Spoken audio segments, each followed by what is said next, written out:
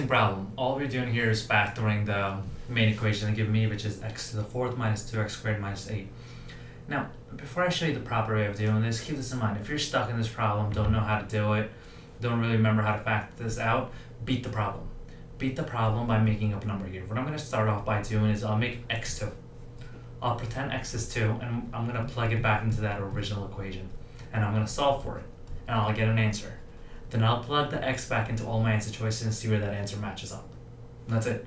So if you're stuck, you can beat this problem by just plugging up a number. So 2 to the fourth power is 16.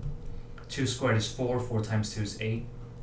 And minus 8. So 16 minus 8 is 8. 8 minus 8 is 0. So look at that. When I plug in 2, my answer comes out to be 0. Now I'm going to go through all my answer choices, plug the 2 back in, and see where I get 0 as well. So 2 squared is 4. 4 minus 4 is 0. And I know that anything times 0 is going to be 0. 2 squared is 4. 4 minus 2 is 2. 2 times 0 is 0. So there's 0. I still have to plug it back into all the answer choices though. 2 squared is 4. 4 plus 2 is 6. 2 squared is 4. 4 minus 4 is 0. I get 0 here too. So 0 here, 0 here. And let's see what happens here. 2 squared is 4. 4 plus 8 is 12. 2 squared is 4. 4 minus 1 is 3. So that's 36. So I know that C is definitely not my answer. Over here, 2 squared is 4. 4 plus 4 is 8. And then 2 squared is 4. And 2 times 4 is 8. 4 minus 8. So that's going to be negative 4. And that's going to give me negative 32. So this won't work either. Now I'm left with just answer choices A and B. They both give me 0. Now this is kind of annoying. Usually one will work out. Usually just A works out or B works out or whichever one works out, and that's the answer. But in rare cases where two answers do work out, and that's why you have to plug it back into all of them.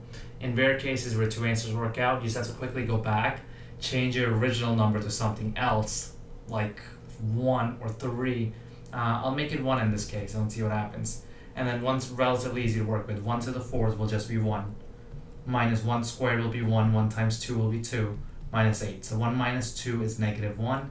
Negative 1 minus 8 is negative 9. So now my new answer is negative 9.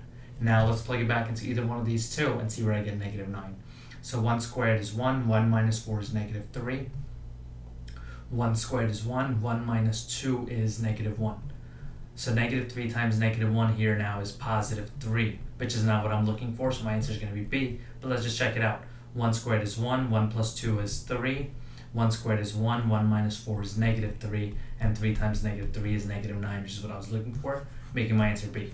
So this is definitely a little bit longer, a little bit drawn out. But if you get stuck, don't quit on the problem. Try to see if you can beat the problem somehow, eliminate some of the answer choices, and get your probability of getting the answer right higher.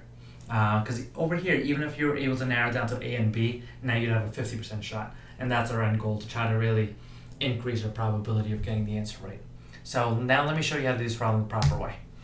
When you do this problem the proper way, it's really factoring just the way you know factoring. Figure out two numbers that go and that when you multiply become x to the fourth, which will be x squared and x squared. Now think of two numbers when you multiply give you 8, but when you add and subtract give you 2. And that's going to be 4 and 2.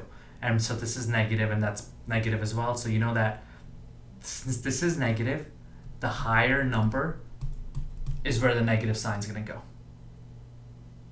So you know that 2 and 4, or 2 times 4 is going to give you 8, so that works. But when you subtract this, it needs to give you negative 2. And that's why the negative 4, or the 4 needs to be the negative sign. So that's why my final answer here will be x squared plus 2 times x squared minus 4. And when I do FOIL this out, I should go back to that original. So factoring this out is just feel like factoring any other quadratic out.